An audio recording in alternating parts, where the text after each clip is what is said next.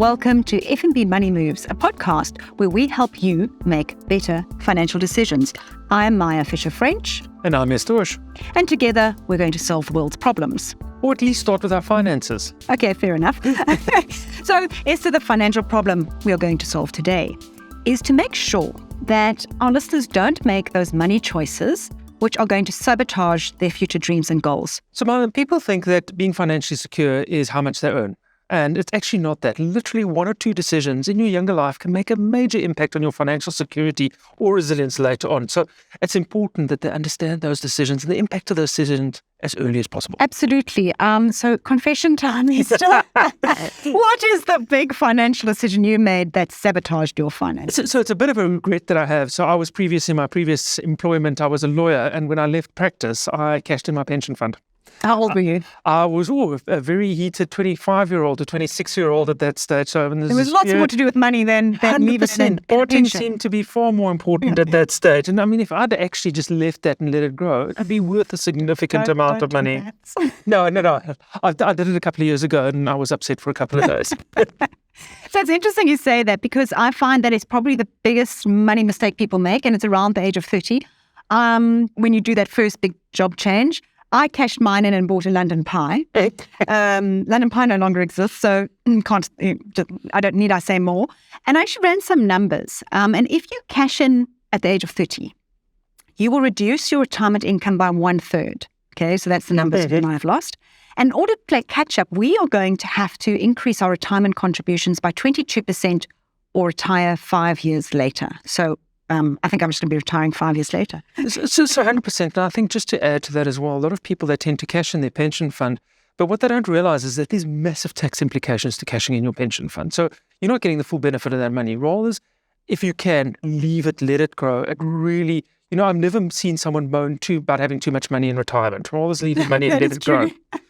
Damn, I oversaved for retirement. So my biggest money mistake, apart from the London pie, was buying a big fixer-upper house. And that's also something I see, you're having a family now, you're raising kids, and you think, I need a bigger property.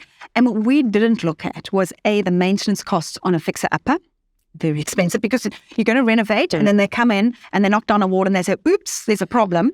And the running costs of that property, lights, water, rates, all of that. And I think that one has to be circumspect actually about some of those big purchases as well. So I think, again, it comes down to doing your calculations properly.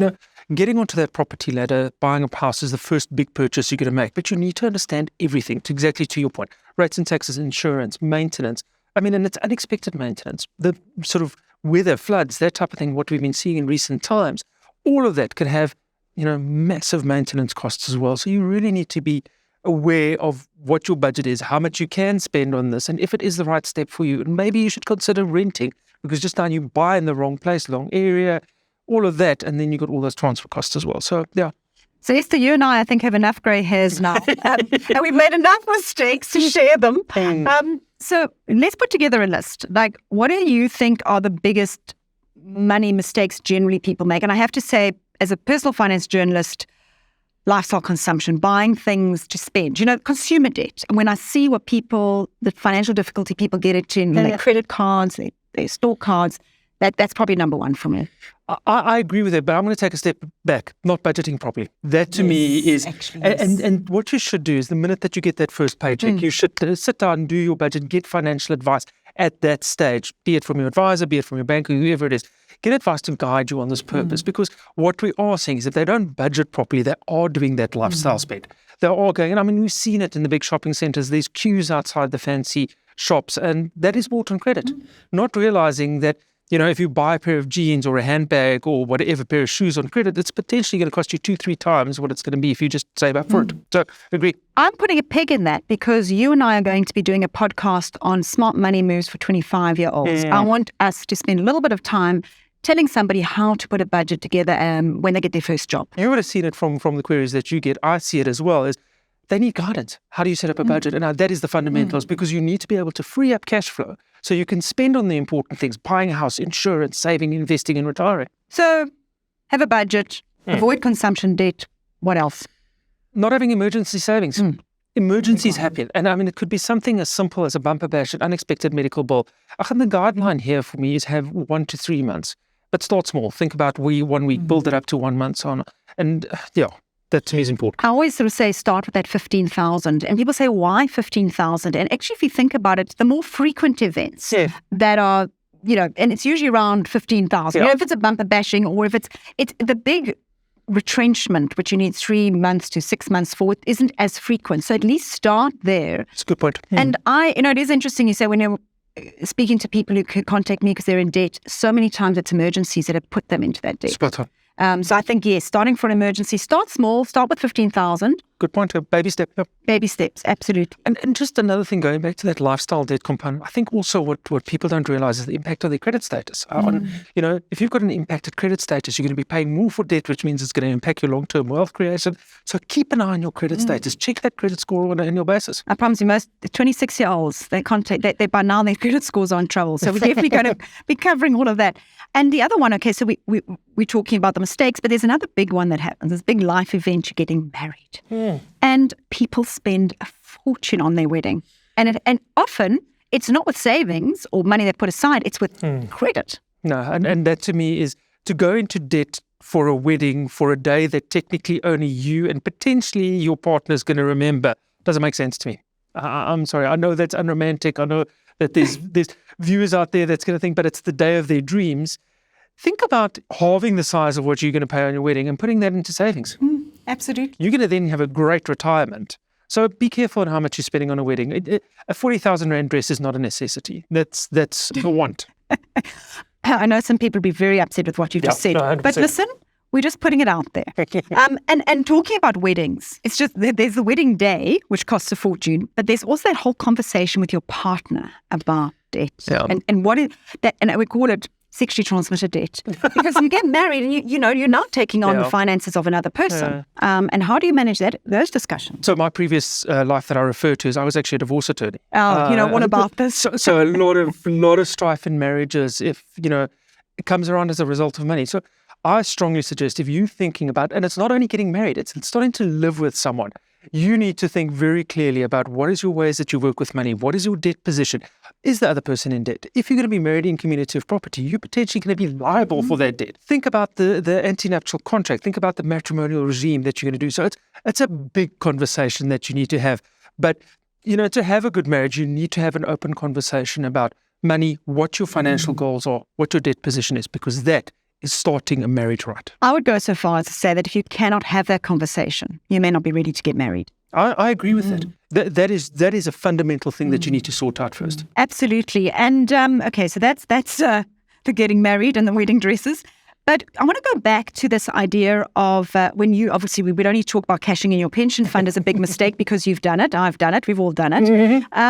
But I think another mistake a lot of people make is that they invest too conservatively. There's so much anxiety about losing money. People don't understand the impact of inflation over time. Yeah. So for me, diversification is absolutely key. And the way that I explain diversification is if you have a horse race, and please, I am by no means saying that you need to go and gamble, but if you have a horse race and you bet on one horse, you've got a 1 in 5 chance of winning. If you bet on all 5 horses, you've got an 100% chance of winning.